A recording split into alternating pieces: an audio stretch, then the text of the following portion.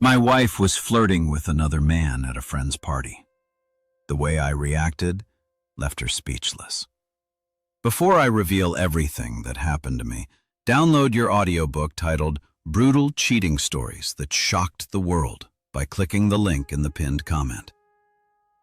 Look, I'm not saying I'm a prophet or anything, but I've got this sixth sense about bad nights. It's like my soul sends out a memo that says, "Hey buddy, buckle up. This one's going to suck." And my brain just files it under, "Yep, sounds about right." That's exactly what happened the moment Sophia announced we were going to Olivia's birthday party. Not asked, announced, like it was already written in the stars, notarized and legally binding. "It's just a small get-together," she said, which is female code for prepare to shake hands with 37 strangers while pretending you remember their names from that one brunch 2 years ago. She was standing in front of our bedroom mirror doing that thing women do where they hold up 12 identical black dresses and somehow see completely different outfits. I was sitting on the bed scrolling through my phone trying to calculate exactly how many hours of my life I was about to donate to small talk and lukewarm appetizers. "Do we have to?" I asked, not looking up because a contact would have been interpreted as engagement, and engagement leads to negotiations I was guaranteed to lose. She turned around and I could already see the look. You know the one. The look that says she's about to weaponize words like support and partnership. And remember when I went to your buddy's fantasy football draft party that was literally just 7 guys arguing about Tom Brady for 4 hours?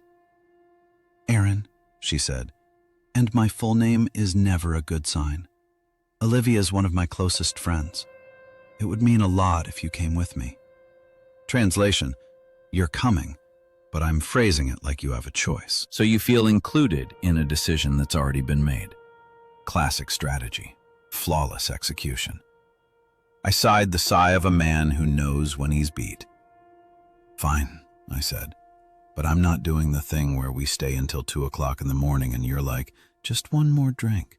And suddenly I'm Ubering us home while you sing Ariana Grande in my ear." She grinned. "Deal." It was not a deal. There are no deals in marriage, only delayed consequences. So there I was, 3 hours later, standing in front of the mirror myself, trying to figure out if my shirt was nice casual or trying too hard casual. Sophia had gone full glamour mode, hair curled, makeup on point, dress that probably cost more than my car payment. She looked incredible, which made me feel like her +1 instead of her husband. But hey, marriage points, right? You collect them like airline miles and hope they're worth something during the next argument about whose turn it is to take out the trash. "You look great," I told her. Because that's what you say, and also because it was true. "You too, babe," she said, kissing my cheek. And for a second I thought, maybe tonight wouldn't be so bad. Maybe it'd be one of those nights where we show up, have a few laughs, take a cute picture for Instagram, and bounce before things get weird. Spoiler alert, things got weird. We pulled up to Olivia's place around 8:30. Now, Olivia lives in one of those trendy downtown lofts that costs $4,000 a month and has exposed brick like it's a personality trait. The kind of place where everyone drinks craft cocktails and talks about their wellness journey while chain-smoking on the balcony. I could already hear the music thumping from the street. Some remix of a song I definitely knew the original version of back when music had guitars and feelings. "Remember?" Sophia said, grabbing my hand as we walked toward the entrance. "Be nice." "I'm always nice," I said. "You're always sarcastic.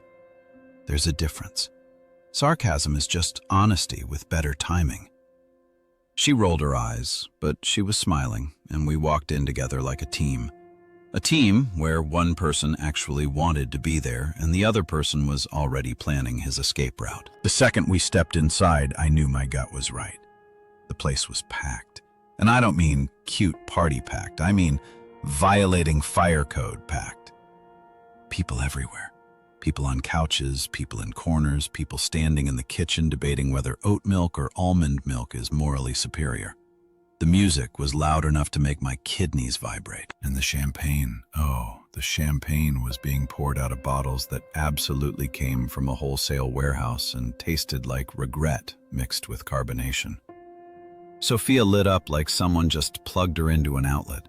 She spotted Olivia immediately, let out one of those high-pitched squeals that only dogs and best friends can hear, and disappeared into the crowd. I stood there for a second, holding 2 coats, a purse, and the last remaining shred of my dignity.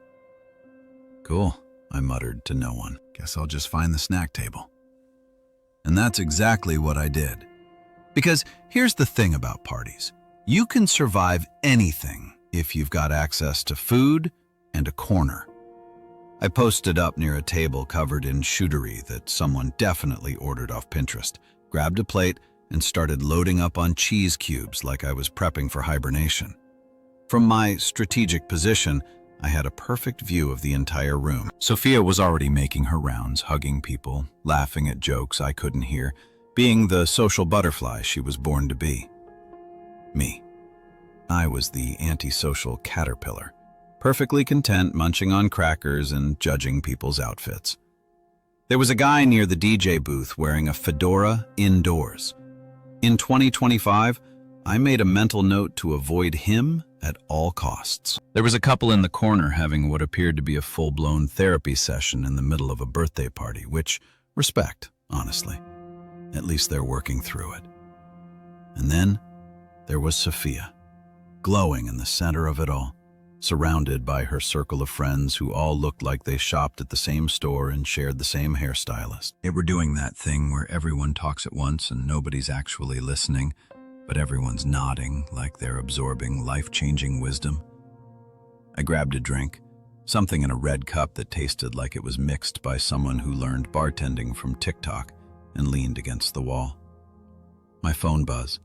Text from my buddy Jake. "How's the party?" I typed back, "Imagine a Target on Black Friday, but everyone's drunk and pretending to care about each other's startup ideas." He sent back 3 crying, laughing emojis and a good luck soldier. Yeah, good luck. That's what I needed. Because as I stood there sipping my questionable beverage and watching my wife charm the room, I had no idea that this small get-together was about to become the most not small, very much complicated night of my entire marriage.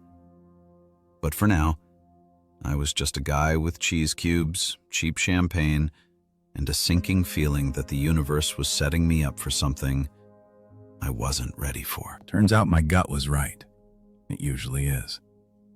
So there I was, professionally camped out at the snack table like it was my assigned station, watching the circus unfold around me. And let me tell you, Sophia's friends were something else. These weren't just regular party guests. These were people who treated casual conversations like LinkedIn endorsements.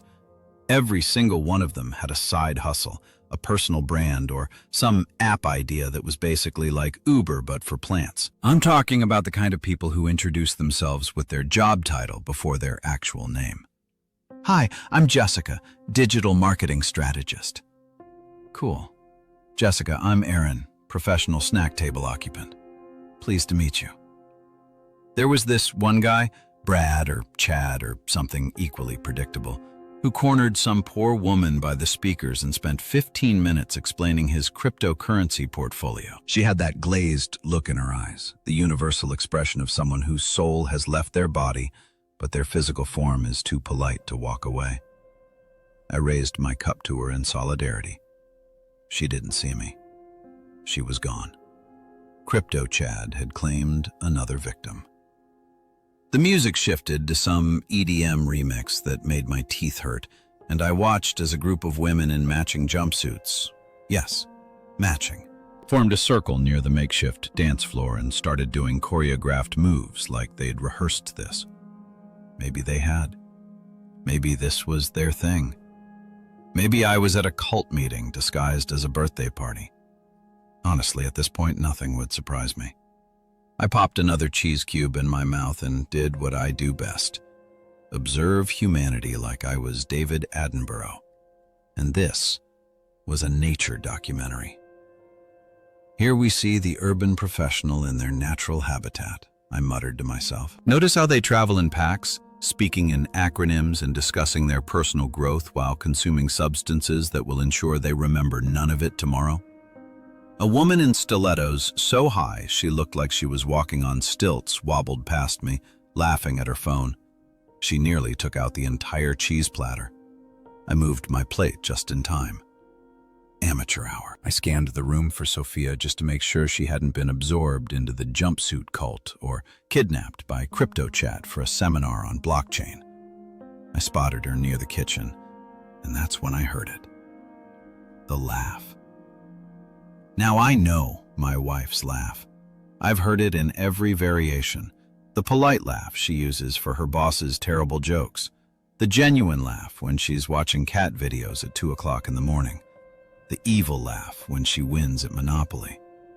But this was different. This was the laugh she reserves for when she's really enjoying herself. The sparkly one, the one that sounds like champagne bubbles and bad decisions. I turned, following the sound like a detective tracking a clue, and that's when I saw him. Lucas Turner. I didn't know his name yet, but I could tell just by looking at him that his name was definitely something like Lucas or Trent or Sebastian. One of those names that comes with a trust fund in a summer house. The guy looked like he'd stepped out of a cologne commercial. And not the rugged outdoorsy kind, but the kind where men in suits walk through marble lobbies in slow motion while women in evening gowns look at them like they just discovered fire. His hair was styled with the kind of precision that requires both product and a mirror selfie session. Dark, perfectly tousled. The kind of hair that says, "I woke up like this," but actually means I spent 45 minutes with a blow dryer in YouTube tutorials. He wore a designer jacket. I could tell it was designer because it fit too well and had that subtle sheen that screams, "I cost more than your car payment," over a black shirt that was unbuttoned just enough to suggest he had a personality, which, spoiler alert, he definitely didn't. And the confidence. Oh man, the confidence. He stood there like he was the guest of honor, like Olivia had thrown this whole party just so he could grace us with his presence. He had that lean against the counter posture that men use when they think they're in a music video. One hand in his pocket, the other holding what I guarantee was some pretentious drink like a mezcal old-fashioned or sparkling water with a lime. Because hydration is key, bro. But here's the thing that really got me. Sophia's face. When she saw him, she lit up. And I don't mean the normal, "Oh, hey, I know you light up." I mean, she went full supernova. Her entire body language changed. She straightened her posture, flipped her hair. Actually, flipped her hair like we were in a teen movie, and her smile went from regular to IMAX screens sized in about half a second. "Oh my God, Lucas," she practically squealed, and I felt my left eye twitch. Lucas. Because of course that was his name, grinned like he just won something. They hugged. Not a normal hug. Not a, "Hey, long time no see" hug, but one of those hugs where it lasts 2 seconds too long, and there's a hand on the lower back, and you start questioning if you're watching a reunion or an audition for The Bachelor. I stayed where I was, cheese cube frozen halfway to my mouth, watching this scene unfold like I was in the audience of a play I didn't buy tickets for. They pulled apart and Sophia was still beaming, and he was doing that thing where guys tilt their head and smile like they're in on some secret joke. Then, and this is when my spidey sense started screaming, she grabbed his arm and started leading him in my direction.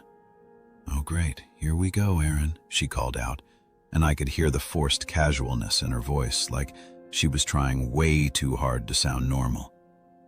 "Come here, I want you to meet someone."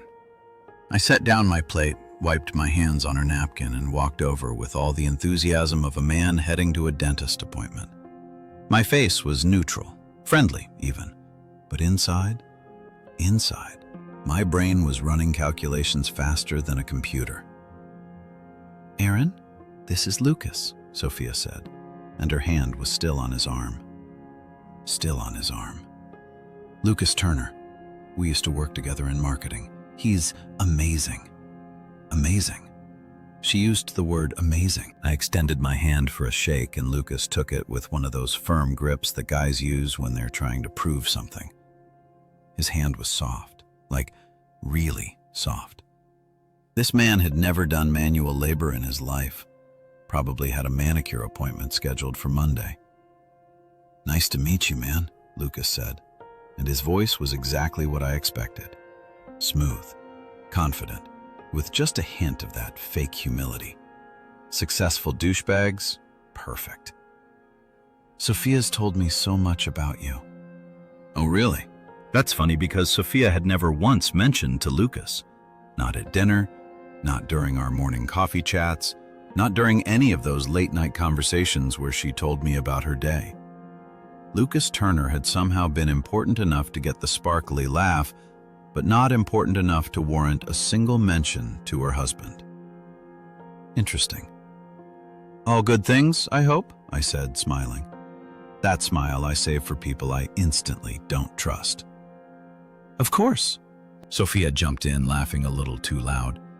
"Lucas just moved back to the city. He's working for some huge tech company now. Aren't you, Lucas?" "Yeah, just started last month," he said.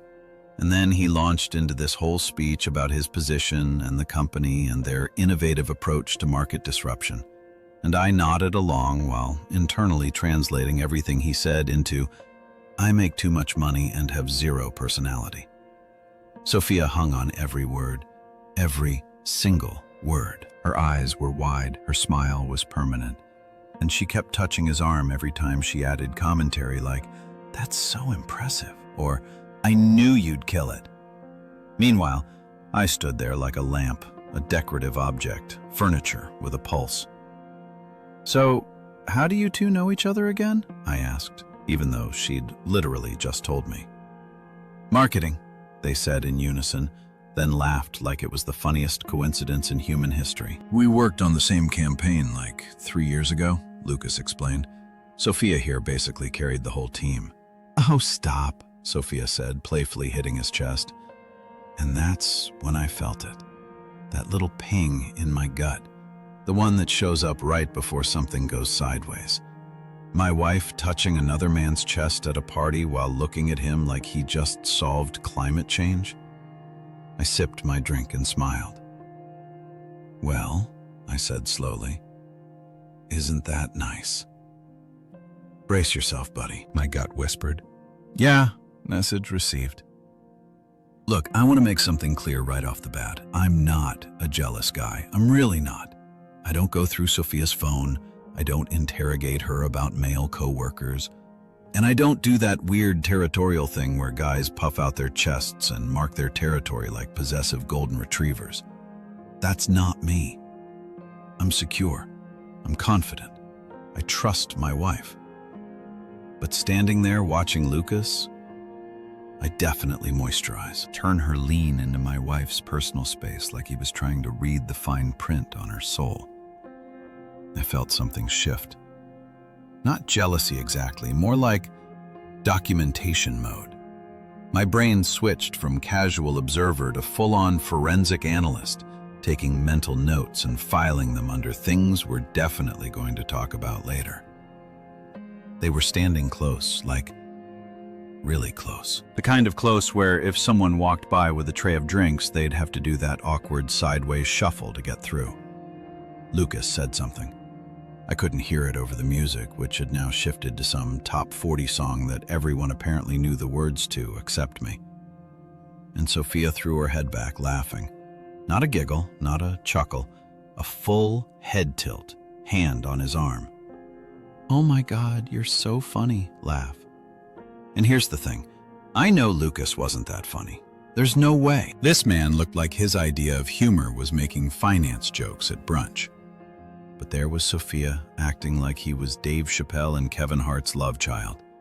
Absolutely losing it over whatever mediocre observation he just made about I don't know, cryptocurrency or his Tesla or whatever guys like him talk about. I took a long sip of my drink and watched. Just watched, because sometimes the best move is no move.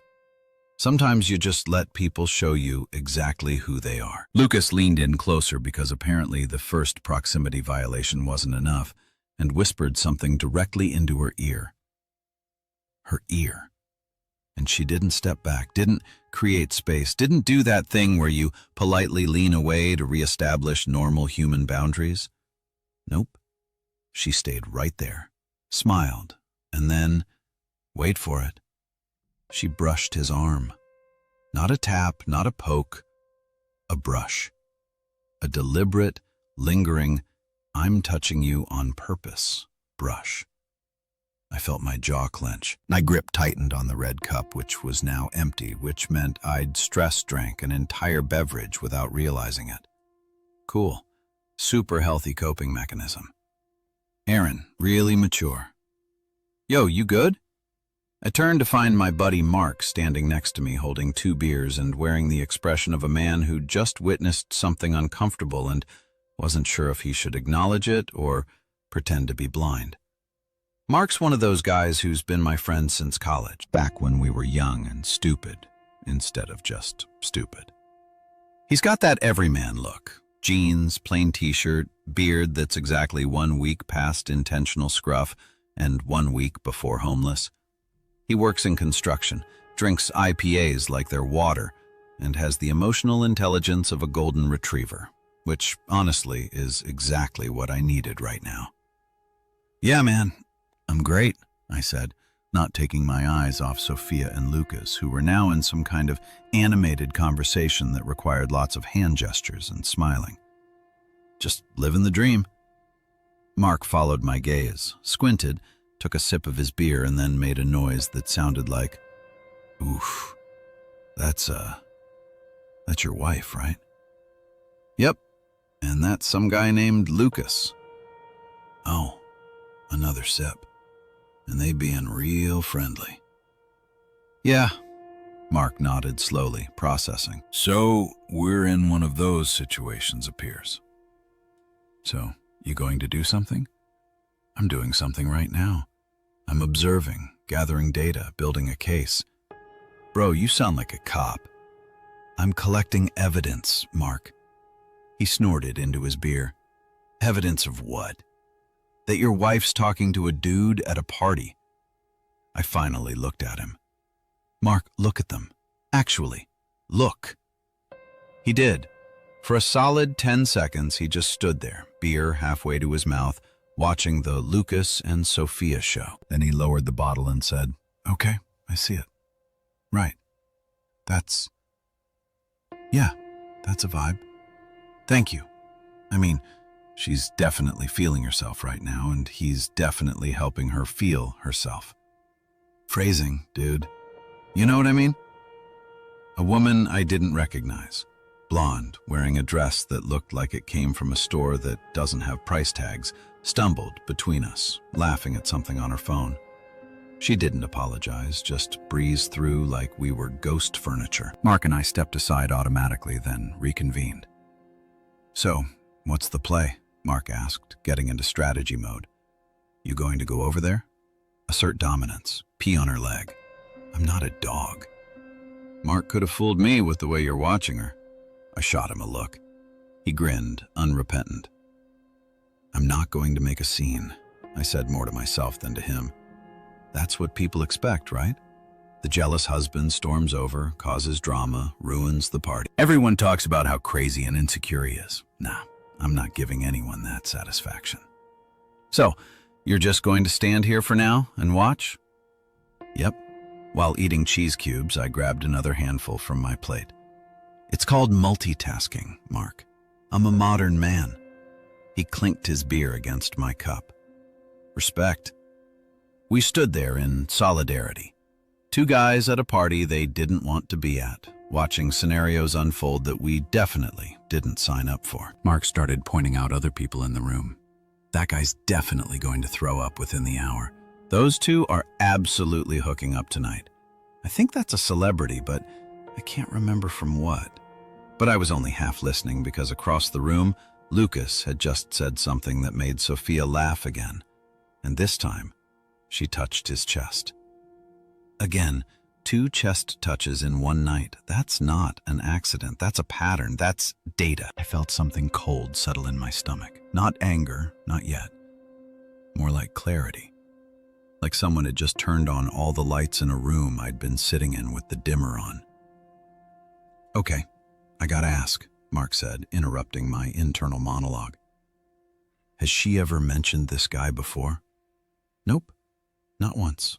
Not even a little bit. So, he's just new information. Brand new, fresh out of the box. Still has the tags on. Mark whistled low. That's suspicious, right? I mean, if he was just some random coworker, she would have mentioned him. Like, oh, I worked with this guy Lucas once, he was cool. But the fact that she never said anything, and now she's acting like he's the second coming of Ryan Gosling? Yeah, that's a red flag, my dude.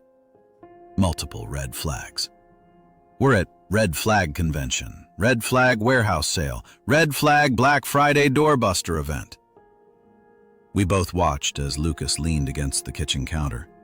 Of course, he found a surface to lean against. Guys like him are always leaning, and Sophia mirrored his posture. Body language experts would have a field day with this. They were completely synced up, like 2 people who'd spent way more time together than just working on a marketing campaign 3 years ago. You think Mark started? No, I cut him off. I don't think that, not yet. But I think he wants to, and I think she's enjoying the attention. That's still not great, man. I'm aware. Another song came on, something with a bass drop that made the entire room vibrate. The jumpsuit cult started screaming in unison. Someone dropped a glass somewhere.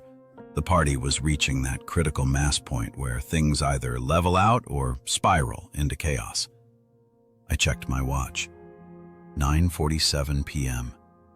We'd been here for just over an hour, and I'd already collected enough material for a thesis on why your wife's old friend is actually a problem. So, when are you going to make your move? Mark asked. When the time is right, which is when I smiled. Not a happy smile, the other kind. The kind that meant I'd made a decision and everyone else was just living in the timeline I was about to create. When it'll make the most impact, Mark raised his eyebrows. Oh, we're being strategic. We're being smart. This is going to be good, isn't it? Mark, my friend, I said, finishing the last cheese cube and setting down my plate. When calm men decide to move, the whole room feels it. That's either really wise or really scary. Can it be both? He laughed and we stood there. 2 dudes at a party, one of them watching his wife flirt with a cologne commercial, the other one just happy to have front row seats to whatever was about to go down. And something was definitely about to go down. I could feel it. So here's what nobody tells you about watching your wife flirt with another man at a party. It's like watching a car crash in slow motion, except you're also in the car, and also you're somehow expected to keep smiling and pretending everything's fine. It's a very specific kind of torture that should probably be studied by psychologists. Mark had wandered off about 10 minutes ago, something about finding the bathroom and giving me space, which I appreciated.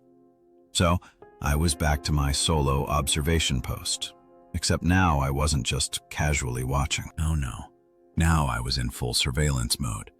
If I had a notebook, I'd be taking actual notes. If this were a crime scene, I'd be cataloging evidence and interviewing witnesses. Time check, 9:37 p.m. I made a mental note of it because that's when everything shifted from mildly annoying to, okay, we have a situation. Sophia was on her 3rd glass of wine. I know this because I'd been counting, not in a controlling way, in a I need to understand the variables at play here way. 1st glass was during the initial mingling phase. 2nd glass happened while she was talking to Olivia and the jumpsuit crew. And now, glass number 3 was being consumed while Lucas Turner stood approximately 8 inches from her face, telling her something that apparently required intense eye contact and a hand on the small of her back. Yeah, the small of her back. That sacred zone that exists in this weird territory between friendly touch and I have intentions. Every married person knows this zone. It's like the DMZ of physical contact. You don't just casually put your hand there unless you're either married to the person or trying to change that status. And there was Lucas, hand planted firmly in the intention zone. While my wife giggled like she was 17 and not a 32-year-old married woman who literally shared a mortgage with me. The party had reached that weird inflection point where alcohol starts making decisions for people. The music had gotten louder, like someone had decided we all needed permanent hearing damage, and the crowd had gotten sloppier. People were dancing who definitely shouldn't be dancing.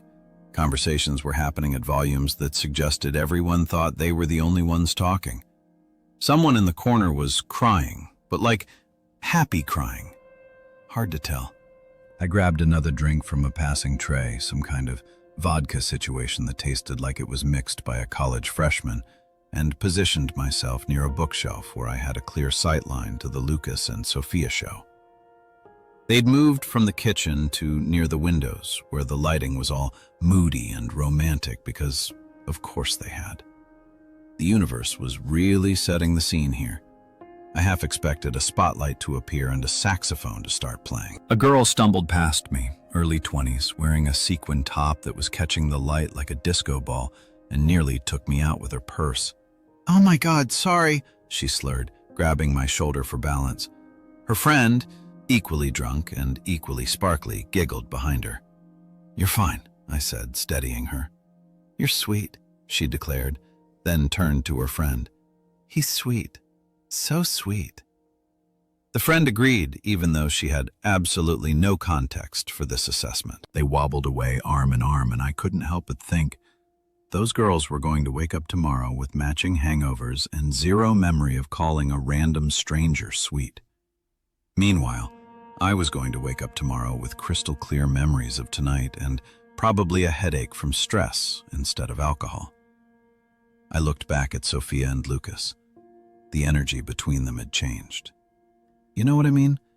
Like, earlier it was flirty and fun and had plausible deniability, but now it had crossed into something else, something that had weight, intent, history, maybe. Lucas leaned in and whispered something directly into her ear, not near her ear, into it, like he was sharing classified information. And Sophia, my wife, the woman who promised to forsake all others in front of both our families and a priest who gave a 30-minute sermon about fidelity. She leaned right into it, closed her eyes for a second, smiled that private smile people make when they're enjoying something they probably shouldn't be enjoying. My jaw clenched so hard I thought I might crack a myrrh. Then she laughed, that sparkly laugh again, and touched his chest. Third time tonight, 3 chest touches. At this point, she might as well be checking his heartbeat. That's when my brain fully switched modes. I wasn't Aaron, the husband, anymore.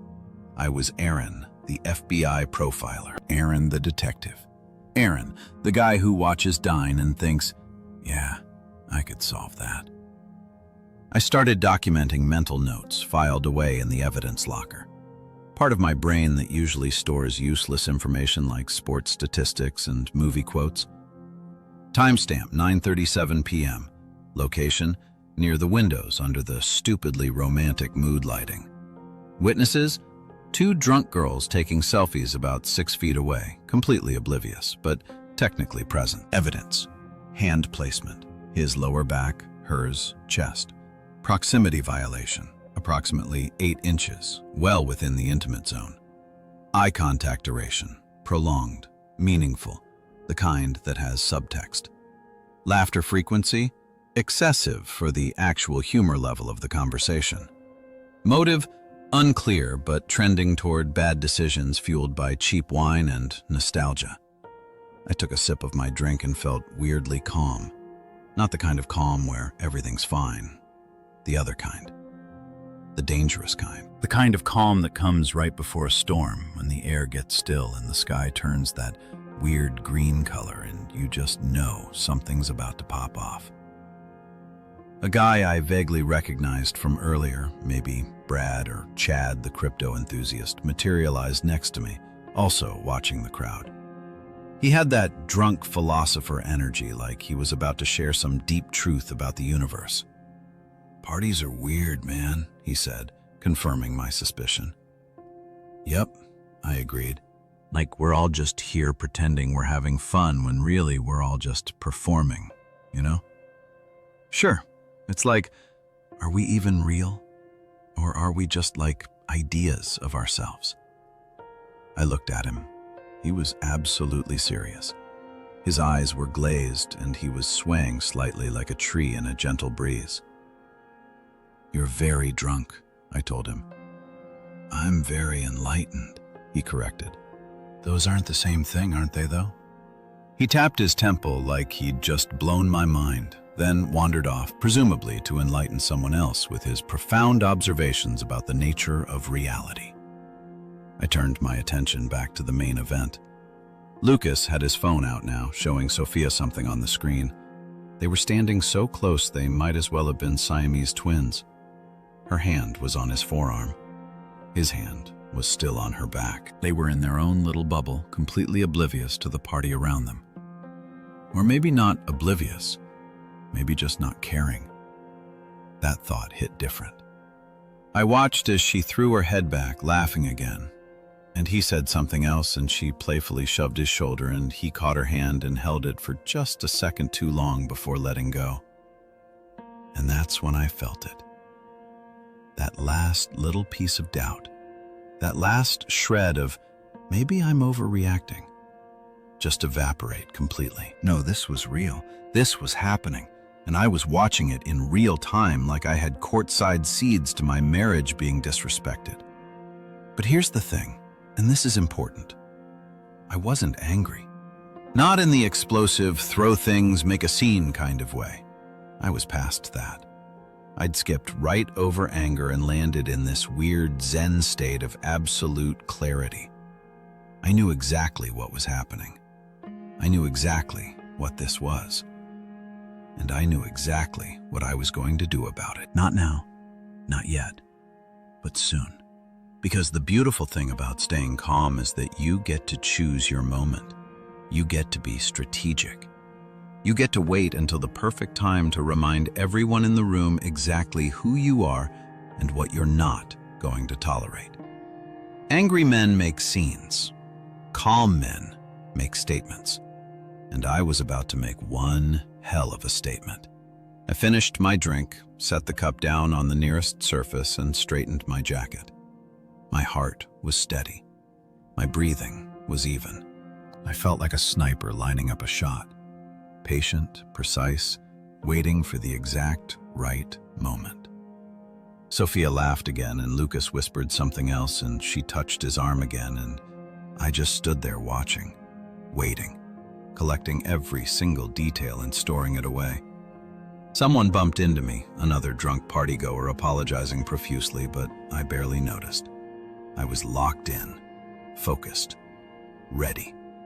The music changed to something slower, something with actual lyrics about love and longing and all that poetic nonsense that sounds deep when you're drunk, but is actually just vibes. Lucas and Sophia swayed slightly, not quite dancing, but definitely moving together. And I thought, yeah, okay, that's enough data. Time to change the soundtrack. I rolled my shoulders, cracked my neck, and took a breath. When calm men decide to move, everything shifts. The energy changes. The temperature drops. People feel it even if they don't see it coming. And they definitely weren't going to see this coming. Game time. All right, so here's where I became David Attenborough. Not literally.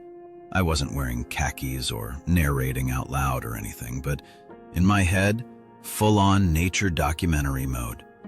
Because sometimes when life gets ridiculous, the only way to cope is to treat it like you're observing some fascinating wildlife behavior. for the Discovery Channel. I found a new spot near the hallway that led to the bathrooms, which gave me the perfect vantage point. Not too close, not too far. Close enough to see everything. Far enough to maintain plausible deniability that I was, actively surveilling my own wife like she was a suspect in a crime drama. "Here," I muttered under my breath, adopting my best Edinburgh impression. We observe the wild Lucas in his natural habitat. Notice the excessive hair product, the designer jacket worn indoors. Classic mating display behaviors. He's attempting to charm a married female by employing what scientists call talking way too close to her face. A couple walked past me, giving me a weird look. I smiled and nodded like I was totally normal and definitely not having a full conversation with myself. They hurried away. Can't blame them. I took another sip of my drink. I'd switched to straight water at this point because I needed to stay sharp, needed my wits about me, and continued my internal documentary. The male Lucas uses a variety of techniques, I narrated silently. Notice how he maintains constant physical contact. A hand here, a touch there. He's testing boundaries, seeing how much the female will tolerate. And I watched as Sophia laughed at something he said, her hand going to his forearm again. She appears to be tolerating quite a bit. Every time she laughed, I took a sip, not of alcohol anymore, of sarcasm juice, straight up. Every giggle was a sip. Every hair flipped was a sip. Every time she touched his arm was 2 sips.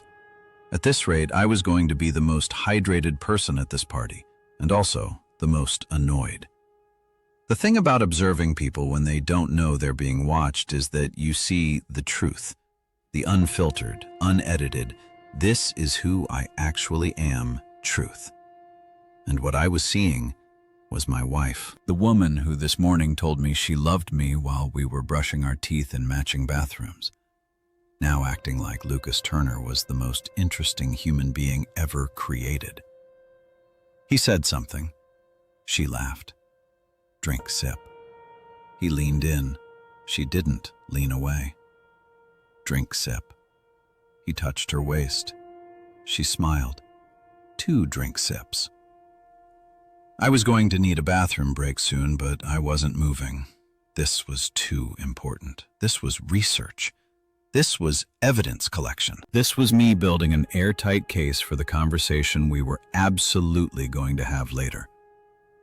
The female seems receptive to the male's advances. My inner Attenborough continued, though she wears a wedding ring clearly visible even from this distance. She makes no effort to establish appropriate boundaries. Fascinating. Truly fascinating. A guy in a polo shirt, Steve adjacent, stumbled past me toward the bathroom, clearly having made friends with too many beers. He paused, looked at me, looked at where I was looking, then back at me. "You good, bro?" he asked. "Living the dream," I said. He nodded like that made perfect sense and continued his journey to the bathroom. I heard him miss the door frame by a good 6 inches. The crash was impressive. I turned my attention back to the Lucas and Sophia show, which had apparently moved into a new act. They were now looking at his phone together, heads bent close, shoulders touching. Whatever was on that screen must have been hilarious because she was laughing so hard she had to steady herself by. You guessed it, grabbing his arm. 4th arm grab of the night. I was keeping count like a sports statistician. Arm grabs 4, chest touches. 3, hair flips. 6 times I questioned my life choices. Infinite. Interesting development, I narrated. The male has introduced technology into the courtship ritual. A bold move. Perhaps he's showing her memes or photos of his apartment or his stock portfolio. Whatever it is, she's quite entertained. That's when Olivia appeared. She materialized next to me like a birthday party ghost, holding a drink that was definitely not her first and wearing an expression that said she'd seen exactly what I'd been watching and had thoughts about it. "Hey, Aaron," she said, and there was something in her voice. Sympathy, pity, secondhand embarrassment, all of the above. "Hey, Olivia," I said, keeping my tone light. "Great party, thanks." She paused, took a sip of her drink, and I could feel the comment coming before she even opened her mouth. "So, Sophia and Lucas seem to be catching up?" "Catching up, that's what we were calling it." "Yeah," I said, still watching them. "They seem real close." Olivia made a noise that was somewhere between a cough and a laugh. "I mean, they did work together a while back." "So, I've heard." Another pause, longer this time. Olivia was doing that thing people do when they want to say something but aren't sure if they should. Like she was standing at the edge of a conversational cliff, deciding whether to jump. "Look," she finally said, her voice dropping lower. "I don't know if I should say this." "Then maybe don't," I suggested, but not unkindly. But they were pretty close back then. Like there were rumors, and there it was the thing I'd been suspecting confirmed by a third party. Rumors, which meant other people had noticed too, which meant this wasn't just my paranoid imagination or jealousy or insecurity. This was a thing. A documented, gossiped about thing. I turned to look at Olivia for the first time since she'd appeared. She looked genuinely uncomfortable, like she regretted bringing it up, but also felt like I deserved to know. "What kind of rumors?" I asked, even though I wasn't sure I wanted the answer. She shifted her weight, glanced around to make sure no one was listening. "Just you know that they had chemistry, that maybe something happened during a work trip to Denver, but it was all speculation. I don't think anything, actually." "Yeah." I cut her off because I didn't need to hear the rest. Close enough to need an HR department. Olivia blinked. "What?" "Nothing. Just thanks for telling me." She touched my arm, a genuine, concerned touch, not a flirty one. "Aaron, I'm sure it's nothing now." I mean, she married you. She loves you. Lucas is just, from her past, right? Her past that's currently got his hand on her hip. We both looked over. Sure enough, Lucas had graduated from the lower back to a full hip placement, like he was posing for a couple's photo, like they were an item, like I didn't exist. Olivia winced. "Okay, yeah, that's not great." "Nope." "Are you going to say something?" I smiled. Not a happy smile, the other kind. The kind that probably made me look slightly unhinged, but honestly, at this point, who cares? "Oh, I'm going to say something," I told her. "Just not yet." When it'll make the most impact." Olivia studied my face for a moment, and I could see her trying to figure out if I was about to do something crazy. To be fair, I was asking myself the same question. "Just don't do anything you'll regret, okay?" She said, "I won't. Aaron, Olivia, I promise." No broken bottles, no thrown punches, no reality TV drama. I'm going to handle this like an adult. She didn't look entirely convinced, but she nodded anyway. "Okay, well, if you need anything, I'll let you know." She squeezed my arm once more and disappeared back into the party, probably to tell her friends that Sophia's husband was standing in the corner watching his wife flirt with another man and being weirdly calm about it. Which I was weirdly calm. I mean, because the more I watched, the more I understood. The more they played their little game, the laughing, the touching, the inside jokes, the body language that screamed, "We have history," the clearer my path forward became. I wasn't going to explode. Explosions are messy and chaotic, and everyone expects them. They're boring, predictable. The jealous husband loses his cool, makes a scene, becomes the villain in his own story. No, that wasn't my style. I was going to detonate, but gracefully, precisely, like a controlled demolition where everything falls exactly where you want it to fall. The male Aaron, my inner Attenborough narrated, has made his decision. He will not engage in the typical aggressive displays common among territorial primates. Instead, he will employ strategy, patience, and timing. He will wait for the perfect moment to remind everyone present exactly who he is. Across the room, Lucas whispered something to Sophia. She laughed again. He pulled her slightly closer. I smiled and took another sip of water. Any minute now. Just wait for it. The best moves are the ones nobody sees coming. You know that feeling right before you do something that's going to change the entire trajectory of a night? That split second where you're standing on the edge and you can either step back and pretend you didn't see what you saw, or you can jump and deal with whatever comes next. Yeah, I was living in that split second, and let me tell you, it felt like time had slowed down to a crawl. I could hear everything. The bass thumping through the speakers, some girls shrieking with laughter near the kitchen, glass clinking, conversations overlapping into white noise, and underneath it all, my own heartbeat, steady and calm, like a metronome keeping time for the performance I was about to give. Because that's what this was going to be, a performance, and I was about to deliver the monologue of my life. I straightened my jacket, not aggressively, just a casual adjustment. The kind of thing you do when you're about to walk into a business meeting or introduce yourself to someone important. I rolled my shoulders back, checked my posture. My mom always said, posture matters. Stand up straight, Aaron. People respect a man who carries himself well. Thanks, Mom.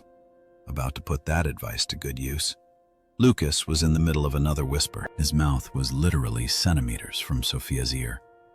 Her eyes were closed and she was smiling that private smile again, the one that made my blood pressure spike and my resolve solidify into pure, diamond-hard determination. I took one last sip of water, set the cup down on a nearby table, cracked my knuckles, not in a threatening way, just in a here we go kind of way. And then I walked. Not fast, not slow, just a purposeful stride that said, I have somewhere to be, and that somewhere is right in your personal space bubble. I weaved through the crowd, past CryptoCAD, who is now explaining blockchain to a potted plant, past the jumpsuit crew who were taking group selfies, past a couple making out against the wall like they were the only two people in the universe. With every step, I felt more focused, more present, more like I was exactly where I was supposed to be, doing exactly what I was supposed to do. Sophia didn't see me coming. She was too busy existing in the Lucas bubble, but I saw the moment Lucas noticed me. His eyes flicked up, clocked my trajectory, and I watched in real time as his brain tried to calculate whether I was walking toward them or just passing by. Spoiler alert, buddy. I'm walking toward you.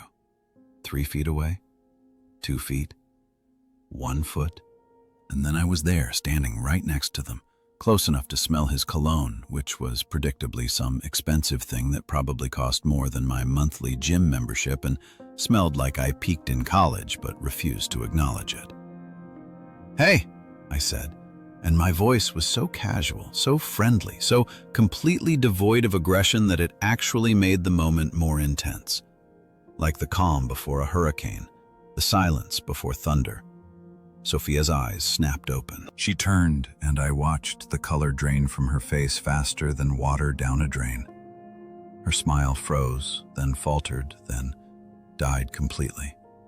Her hand, which had been resting on Lucas's arm, dropped like she'd just touched a hot stove. Aaron, she said, and her voice came out weird, too high, too bright.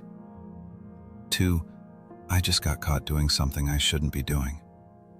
Hey, babe, I said, still smiling. Then I turned to Lucas, who was doing this thing where he tried to subtly create distance without making it obvious that he was creating distance.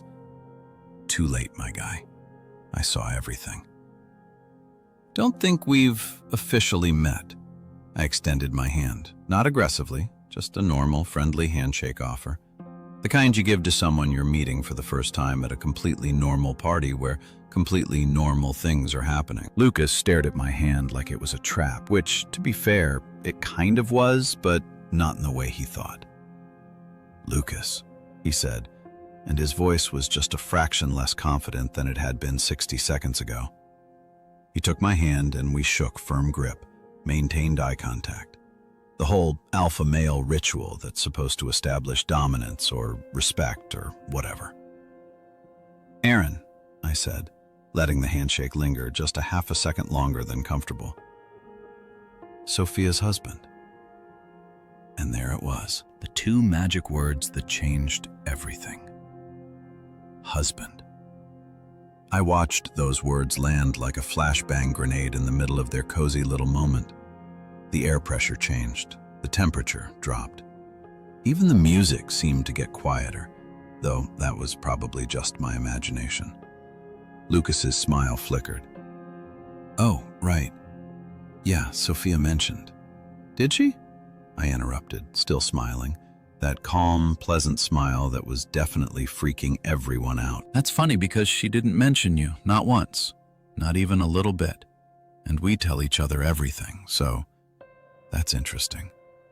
Sophia made a noise that sounded like she was choking on her own spit.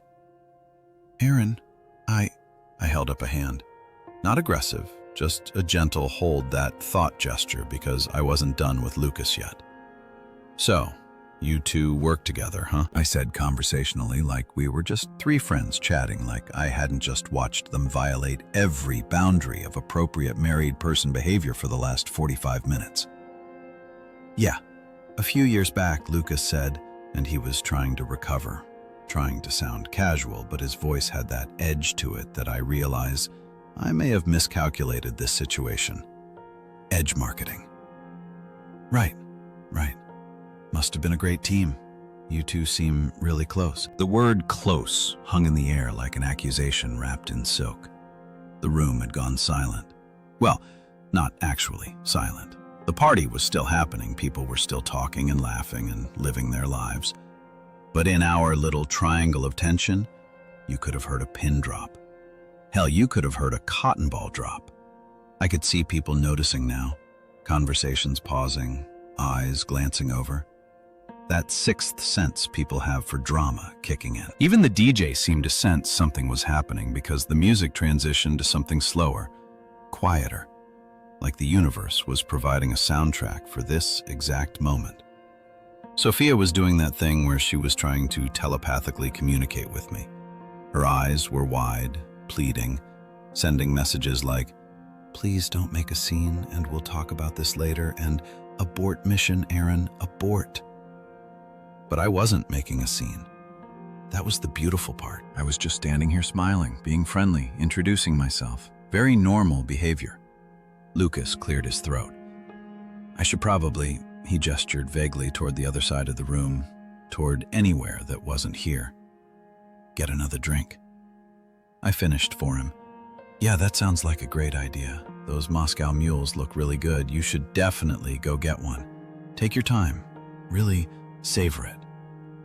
He blinked at me, trying to figure out if I was being genuine or sarcastic. The answer was yes, right?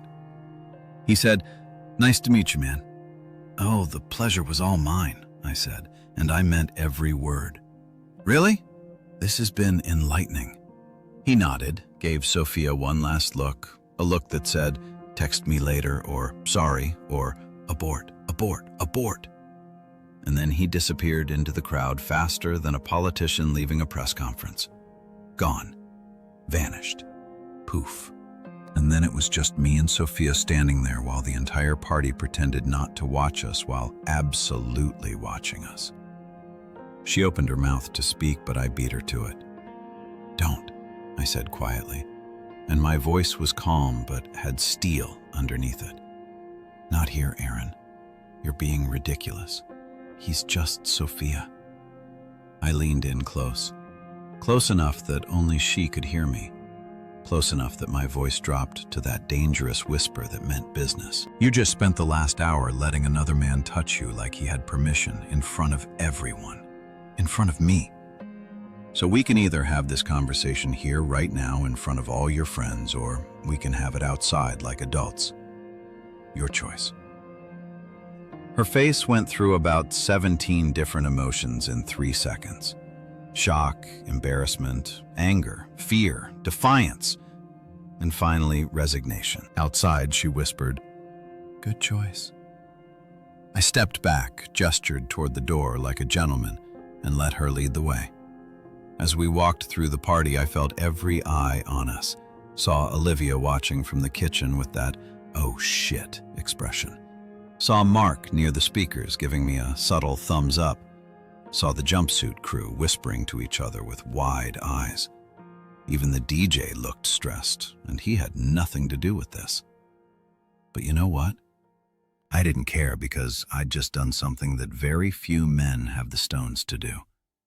I'd walked into chaos, introduced myself with a smile, and dismantled an entire situation without raising my voice or throwing a single punch. Calm men don't make scenes. They make statements. And I just made mine.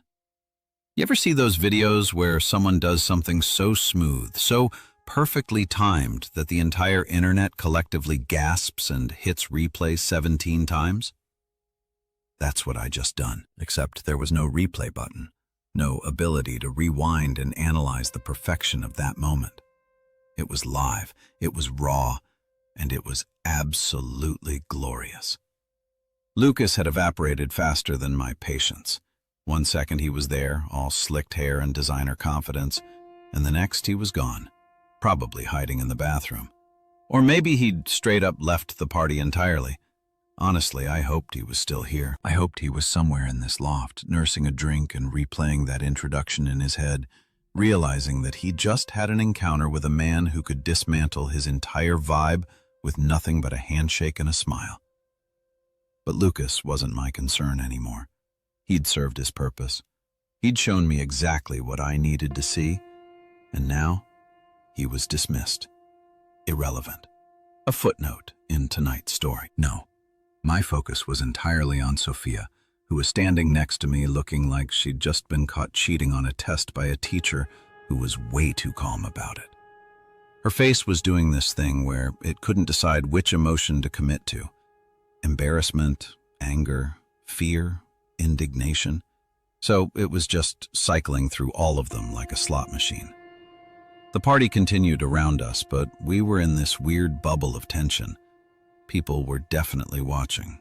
Oh, they were pretending not to watch. Suddenly, very interested in their drinks, their phones, their conversations. But I could feel every set of eyes on us. The energy in the room had shifted. It was like everyone had collectively inhaled and was waiting to see what would happen when they exhaled. Sophia forced a laugh. It came out wrong, too loud, too sharp, like glass breaking. "You didn't have to make it awkward," she said, and her voice had that edge to it. That defensive tone people use when they know they're wrong but aren't ready to admit it yet. I looked at her, really looked at her. Took in the slightly smudged mascara, the wine-flushed cheeks, the way she was gripping her glass like it was a life preserver. "Make it awkward," I repeated, and I couldn't help it. I laughed. Not a mean laugh, just an incredulous one. The kind of laugh you make when someone says something so absurd you have to make sure you heard it correctly. "Sweetheart, I didn't make it awkward. You did.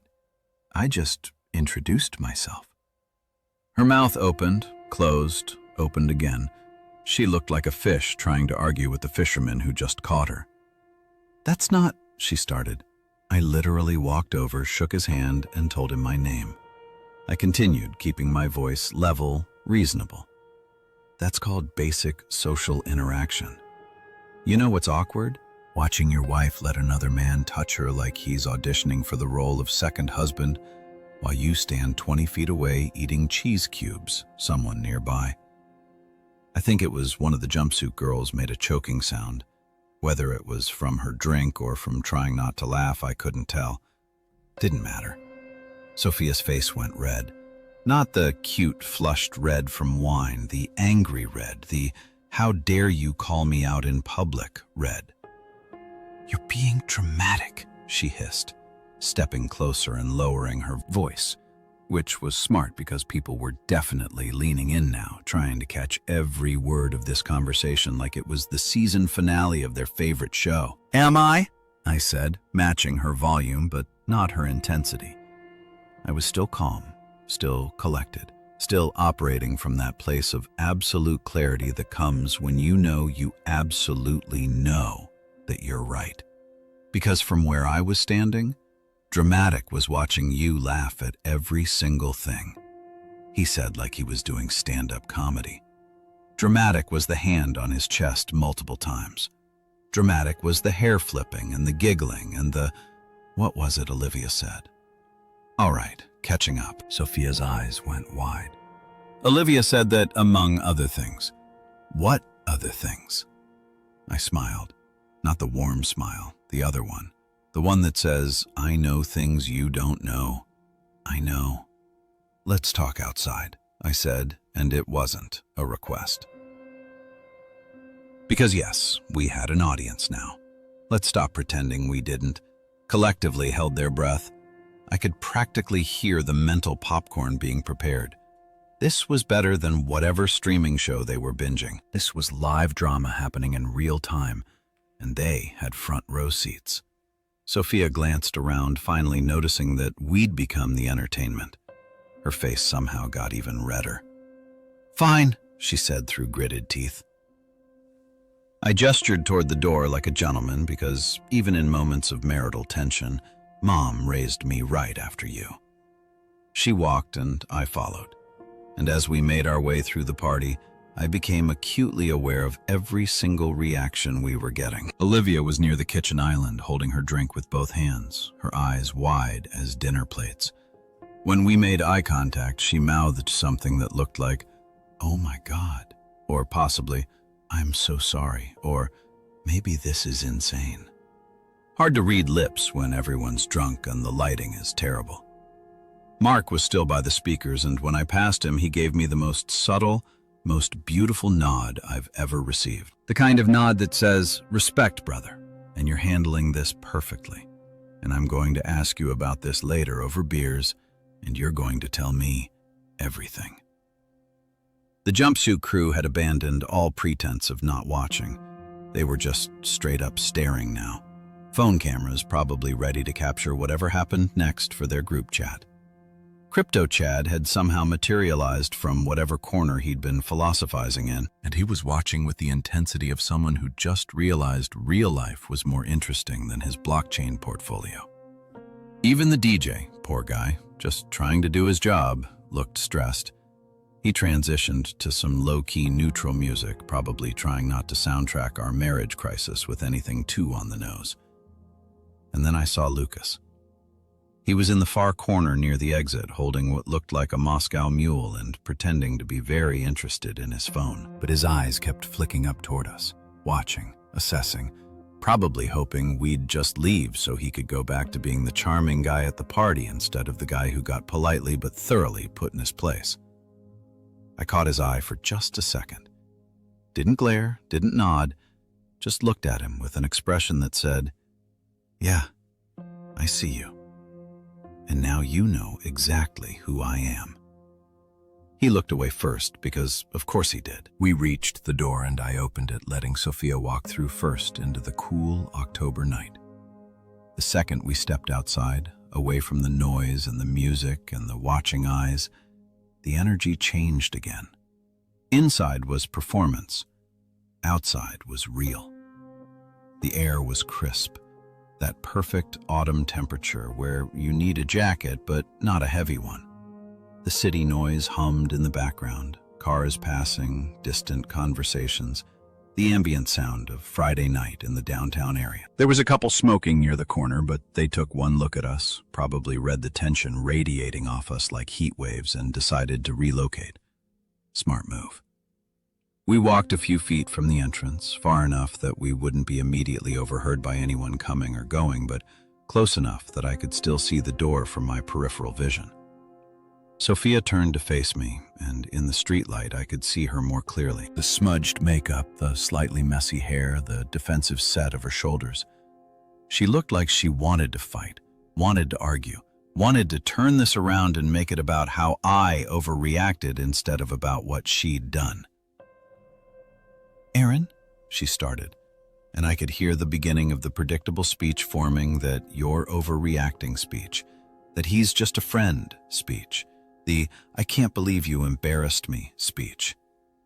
"Don't," I said, cutting her off before she could get momentum. My voice was still calm, but there was still underneath it now. The kind of calm that's more dangerous than yelling ever could be. "Don't Don't stand there and try to gaslight me into thinking I didn't see what I saw. I'm not. Sophia, I watched you for 45 minutes. 45 minutes of laughing too hard, touching too much, standing too close. 45 minutes of you acting like you forgot you were married. And when I finally came over and introduced myself, not made a scene, not threw a drink, not started a fight, but literally just said, "Hi, I'm her husband." He ran. He actually ran. You know what? She didn't answer, just stared at me with those wide eyes, and I couldn't tell if she was about to cry or yell or both. Because he knew. I continued. He knew exactly what he was doing. He knew those touches weren't innocent. He knew that energy wasn't appropriate. And the second I showed up and reminded everyone that you're married, that you belong to someone, he bolted. Because guys like Lucas, they're only brave when they think nobody's watching. "You embarrassed yourself," she whispered, and there was a tremor in her voice now. We were catching up. He's an old friend. You made it into something it wasn't. I stared at her. Let the silence stretch. Let her hear her own words and how absolutely ridiculous they sounded. "If nothing looked like that," I said slowly, deliberately, "I'd hate to see your definition of something." She flinched, actually flinched. "We're leaving," I said, and it wasn't up for debate. "We're going to walk back in there. You're going to say goodbye to Olivia, and then we're getting in the car and going home. And we're going to have a real conversation about boundaries and respect and what the hell just happened in there." "Aaron, that wasn't a request, Sophia." I turned and started walking toward my car, which was parked half a block away. I didn't look back to see if she was following. Didn't need to. I could hear her heels clicking on the sidewalk behind me. And as we walked away from that party, from that mess, from whatever the hell tonight had been, I felt something settle inside me. Not satisfaction exactly, not victory. Just clarity. I'd handled it perfectly. No yelling, no violence, no dramatic meltdown that would make me look like the bad guy. Just calm, just control, just a simple reminder of who I was. And trust me, nobody at that party was ever going to forget my name again. The thing about outdoor confrontations is that they're always colder than you expect. Not just temperature-wise, though. Yeah, October in the city at night is no joke, but emotionally, inside you've got the warmth of bodies, the buzz of conversation, the protective cocoon of ambient noise. Outside, it's just you, the other person, and the uncomfortable truth hanging in the air like visible breath. Sophia stood there on the sidewalk, arms crossed over her chest, looking like she was trying to physically hold herself together. The streetlight above us flickered because, of course it did. The universe loves adding dramatic lighting to already dramatic moments and cast weird shadows across her face. She was gearing up. I could see it. The way she shifted her weight, the way she took that breath, the way her jaw sat. She was about to launch into the full defense, the complete justification package, the "let me explain why you're wrong" monologue that she'd probably been composing in her head during our walk out here. "It was nothing, Aaron." She started, and her voice had that pleading quality now. Like if she just said it with enough conviction, it would become true. "He's just a friend. You're totally overreacting. We were just talking. Just catching up on old times. And you made it into this huge thing when it wasn't." "Stop," I said, and my voice cut through her rambling like a knife through butter. Clean, precise, final. She stopped, mouth still half open, words dying on her tongue. I just stared at her. Didn't say anything for a solid 10 seconds. Just let the silence do the heavy lifting. Because sometimes the most powerful thing you can do is nothing at all. Just stand there and let the other person sit with the weight of their own. A car drove past, bass thumping loud enough to rattle windows. Some teenagers yelled something out the window that was probably either really funny or really stupid. Hard to tell which. The smoking couple from earlier had relocated to across the street and were very obviously pretending not to watch us while absolutely watching us. Sophia shifted uncomfortably. "Aaron, please." "Sophia," I said, and I kept my voice level, calm, the emotional equivalent of a flat line on a heart monitor. If nothing looked like what I just watched, I would genuinely hate to see your definition of something. She flinched like I'd slapped her. Her arms tightened around herself, defensive body language cranked up to 11. "That's not fair," she said, and now there was a tremor in her voice. "You're twisting it. You were just what?" I interrupted, standing 8 inches from his face, letting him touch your waist, your back, your hip, laughing at every single thing. He said like he was the funniest person you've ever met, touching his chest, his arm, looking at him like I stopped myself, took a breath. "Actually, you know what? Let me ask you something." She didn't respond, just stood there looking at me with those wide eyes that were starting to get glassy. Whether from tears or cold or guilt, I couldn't tell. Didn't particularly care. If I had been in there doing exactly what you were doing with some woman, standing that close, touching her like that, laughing like that, whispering in her ear like that, what would you have done? Silence. "Come on, Sophia, humor me.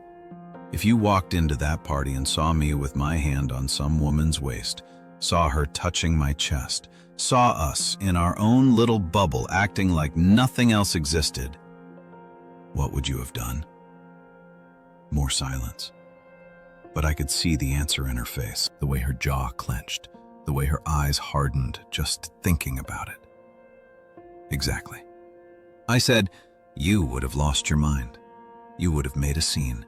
You would have confronted me immediately, and you know what? You would have been right, too.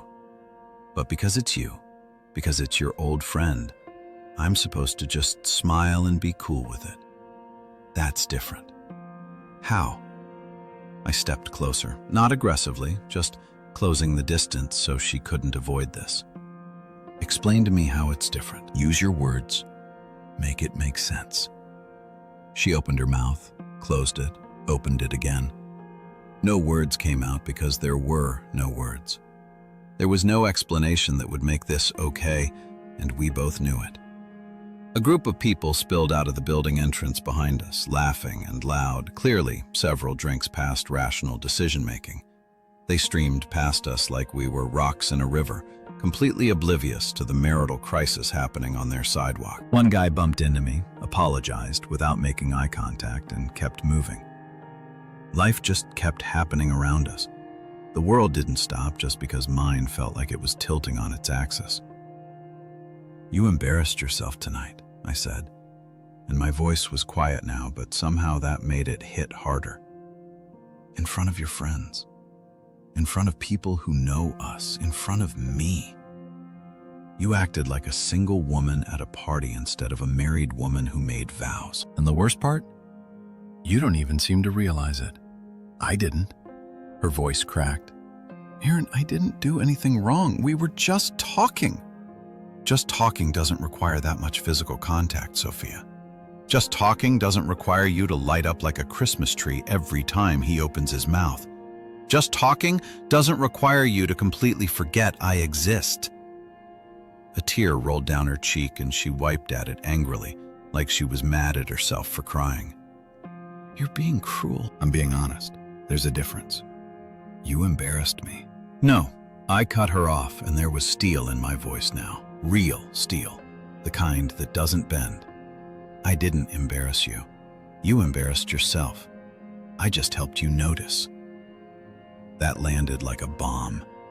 I watched it detonate behind her eyes, watched her face go through shock, denial, anger, and then finally, something that looked like understanding. She opened her mouth to argue, to deflect, to do whatever it is people do when they're confronted with a truth they don't want to accept. But I was done. "Let's talk outside." I'd sat in there. Well, we talked. Conversation over.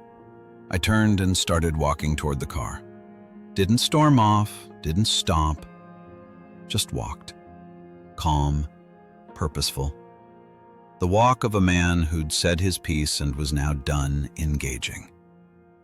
Behind me, I heard her make a sound, something between a gasp and a sob. Then I heard her heels clicking on the pavement as she hurried to catch up.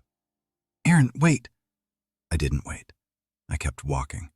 Past the parallel parked cars, past the trash bins, past a guy on a phone call who was yelling at someone about a fantasy football trade.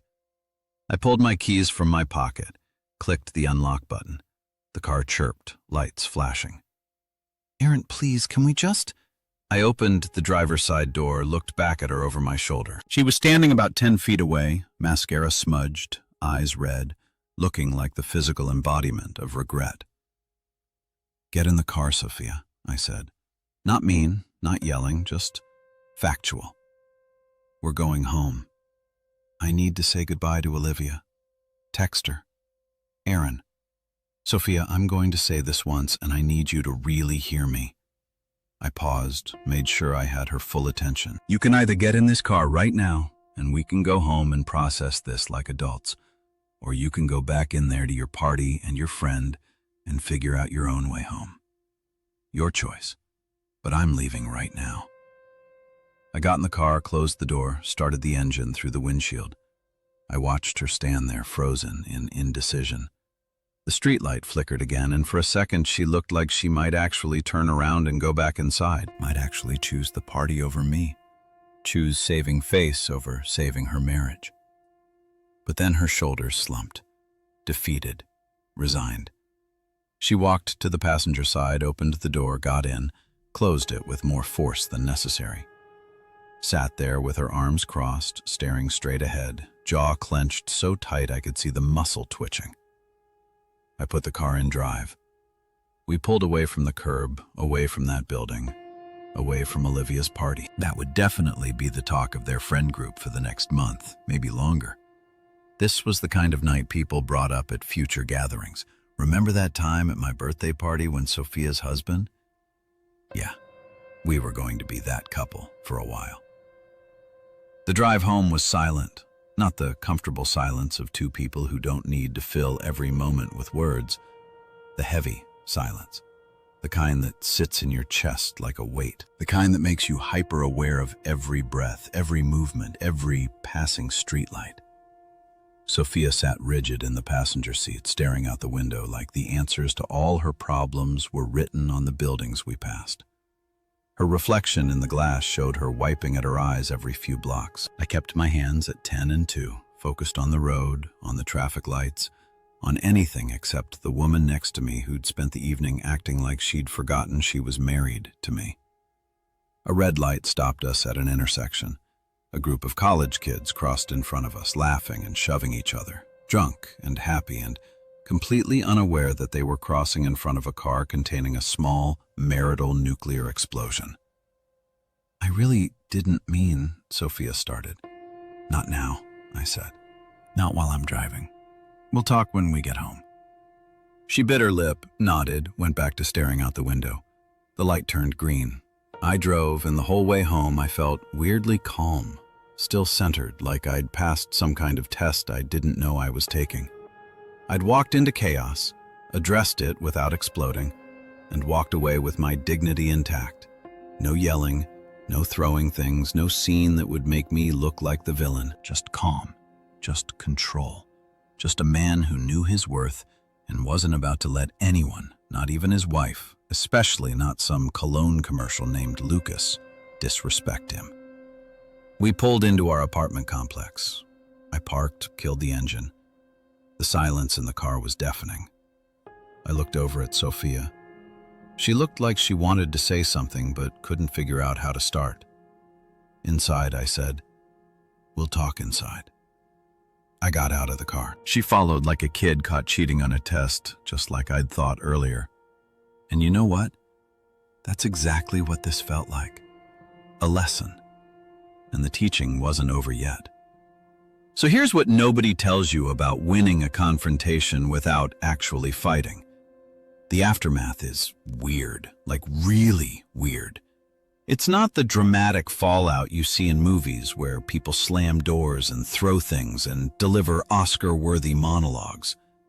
It's quieter than that, more subtle, like watching dominoes fall in slow motion, each one triggering the next until the whole setup has completely rearranged itself.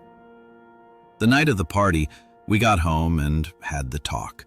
Capital T, capital T. It lasted about 2 hours, involved some crying, her some very pointed questions, me, and ended with her sleeping on the couch. Not because I told her to, but because she couldn't face sleeping next to me, which, honestly, fair. But it was the days after that were really interesting. Monday morning, I woke up to the smell of coffee.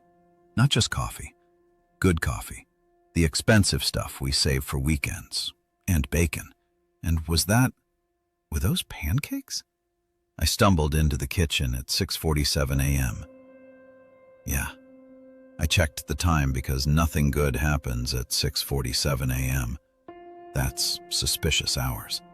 And found Sophia at the stove, fully dressed for work, hair done, makeup on, cooking breakfast like she was auditioning for the Food Network. "Morning," she said, and her voice was so aggressively cheerful it was almost scary. Like, step forward, wife, cheerful. Like I definitely did something wrong and I'm overcompensating, cheerful. I stood in the doorway, still half asleep, trying to process this scene. What's happening? "Making breakfast," she said, flipping a pancake with the precision of a surgeon. "Thought you might be hungry." "It's Monday." "I know.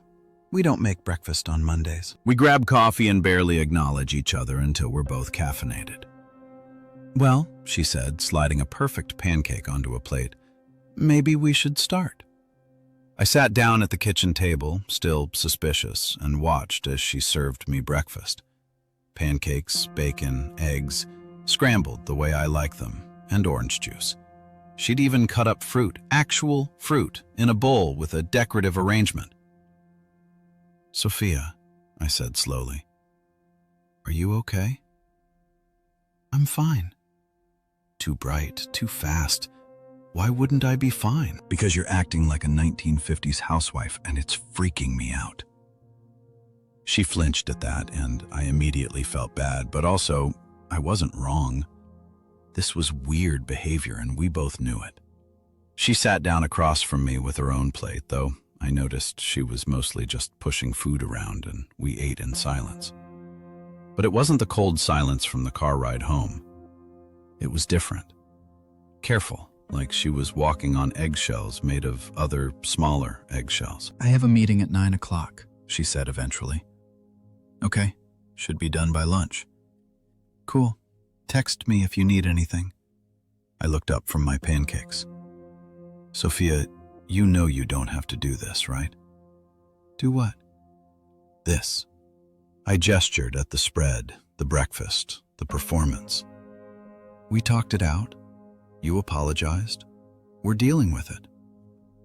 "I know," she said quietly. I want you to know I'm trying." And there it was, the real emotion, the actual Sophia underneath the cheerful mask. "I know you are," I said, because it was true. She was trying maybe a little too hard, but trying nonetheless. Tuesday, I came home from work to find the apartment spotless. And I don't mean normal clean. I mean she'd gone full Marie Kondo on the place. Everything was organized, dusted, arranged. There were actual decorative pillows on the couch. We own decorative pillows. Since when? And something smelled like lavender. "Did you hire a cleaning service?" I called out. "No." Sophia emerged from the bedroom, hair in a ponytail, wearing old sweats, looking exhausted. "Just felt like cleaning the whole apartment. Is that a problem?" "No, it's just I looked around at our suddenly magazine-worthy living space." "This is a lot of cleaning for a Tuesday," she shrugged, not meeting my eyes. I had energy. What she meant was, I had guilt and anxiety and needed to do something with my hands because sitting still meant thinking about the party, and I really don't want to think about the party. I got it. I didn't call her out on it, just said, "Place looks great," and watched her shoulders relax a fraction. Wednesday was when I noticed the phone thing. We were sitting on the couch, separate ends, carefully maintained distance, watching some show neither of us was actually paying attention to. Her phone buzzed. She glanced at it, and I saw her face do this micro-expression thing, like she wanted to check it but was consciously stopping herself. The phone buzzed again. She ignored it a third time. Still ignored. "You can check your phone," I said, not looking away from the TV. "It's fine, Sophia. I'm not going to police your phone usage. We're not doing that." "I know. She picked it up, glanced at the screen, and I saw her jaw tighten before she deliberately placed it face down on the coffee table. It's nothing important, but I'd seen the name on the screen before she flipped it. Olivia, which meant their friend group was still talking about Saturday night, which meant Sophia was still dealing with the social fallout. Good. Thursday, Sophia mentioned that she was skipping Olivia's Thursday dinner thing. This was significant because Sophia never skipped Thursday dinners. It was like her weekly ritual, her friend time, the event she'd been attending religiously for the past 2 years. "You don't have to skip it because of me," I said. "I'm not. I just don't feel like going." "Sophia, Aaron, I'm not going." "Okay." There was an edge in her voice now. Frustration. "I don't want to see them right now. I don't want to answer their questions or deal with their looks or have them tell me how they totally understand when they clearly think I screwed up." So, she was getting social blowback. The friend group had opinions, probably divided into camps, Team Aaron and Team Sophia, with maybe a few Switzerland neutrals in the middle. "Did Olivia say something?" I asked. "She texted me," Sophia admitted. "Said we should talk, that she's worried about me, and I told her I was fine and I'd call her when I was ready." I nodded, didn't push. The fact that she was voluntarily isolating from her friend group told me everything I needed to know about how that conversation would go. They'd seen what I saw, and they had thoughts. Friday afternoon, I got my own text from Olivia. "So that was quite a night." I stared at my phone for a solid minute trying to figure out how to respond to that because, yeah, it was quite a night. Quite a night that was apparently still reverberating through multiple social circles like an earthquake's aftershocks. I typed back, "Yeah, it was." 3 dots appeared immediately, disappeared, appeared again. She was clearly trying to figure out what to say. "Is everything okay with you guys?" "We're working through it. Sophia won't really talk to me about it, probably because she knows what you saw." Long pause then. "For what it's worth, I think you handled it really well. A lot of guys would have made a huge scene. Wasn't trying to make a scene, just wanted to make a point. Mission accomplished. Lucas left like 10 minutes after you guys did, by the way. Hasn't been answering texts." That made me smile. Lucas had gone underground, vanished, probably entered witness protection or moved to a different state, or at minimum, blocked everyone from that party and was currently Googling how to disappear from social circles. "Good," I typed back. "Look, I don't know what their history is," Olivia continued, "but what I saw at my party was inappropriate. Just wanted you to know that you weren't crazy for calling it out." "Thanks. Appreciate that. Take care of her, okay?" She's embarrassed and probably scared she messed things up. I know. I am. And I was. Despite everything, despite the anger and the hurt and the disrespect, I was still her husband, still loved her, still wanted this to work. But we were doing it on new terms now, with new boundaries, with a new understanding of what respect actually looked like. The silence between us over those days wasn't cold, it wasn't hostile. It was educational, like we were both learning a new language, figuring out how to communicate after violating the old rules. Friday night, we were making dinner together, another new thing. We usually order takeout on Fridays, and she said, "You've been really quiet lately." I looked at her, surprised she'd noticed. Or maybe not surprised. maybe relieved that she'd noticed. "Have I?" I said, even though I knew I had been. "Yeah, it's..." She paused, choosing her words carefully. "It's different." "Different how?" "I don't know. You're not mad. You're not yelling. You're just quiet. And somehow that's worse." I put down the knife I'd been using to chop vegetables and turned to face her fully. "You want to know why I'm quiet?" She nodded nervously. "Because I'm listening," I said. "I'm watching. I'm seeing if your actions match your apology. Words are easy, Sophia. Anybody can say sorry, but behavior? That's where the truth lives." She absorbed that, and I could see it hit her. Really hit her. And she asked quietly, "What are you seeing?" I considered the question. The breakfast, the cleaning, the face-down phone, the skipped events, the effort. "I'm seeing someone who's trying," I said. "Honestly, someone who understands they messed up and is actively working to fix it." Her eyes got glassy. "I really am trying, Aaron." "I know, and that matters." "Does it matter?" "I mean, after what I did, yeah," I said, and I meant it. It does, because see, communication works when you listen. She let out a laugh that was half sob. "That's not fair, using my own behavior against me." "Life's not fair, but we're figuring it out." And we were, slowly, carefully, like two people learning to dance again after one of them stepped on the other's feet. Hard. The message was clear now, clearer than it had been before that party. Boundaries established, trust being rebuilt, brick by careful brick. Respect restored with maybe a touch of healthy fear mixed in, because Sophia had learned something important that night.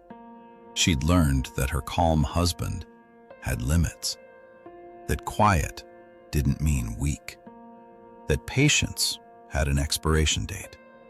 And honestly, that was probably the best lesson either of us could have learned.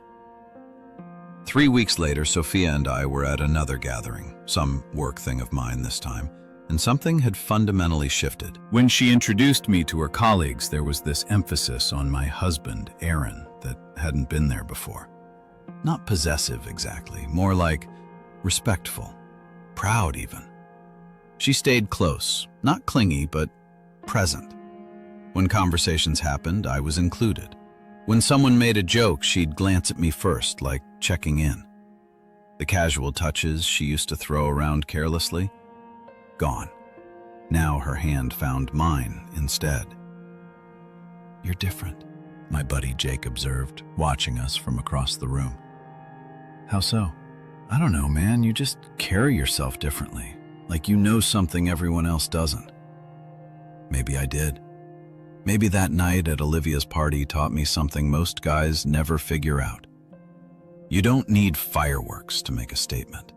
You don't need to yell, fight, or throw glasses to establish respect. Sometimes all it takes is walking into chaos with a smile, extending your hand, and calmly reminding everyone exactly who you are. Lucas never resurfaced, by the way. Vanished from their social circle like he never existed. Sophia never mentioned him again. Didn't need to.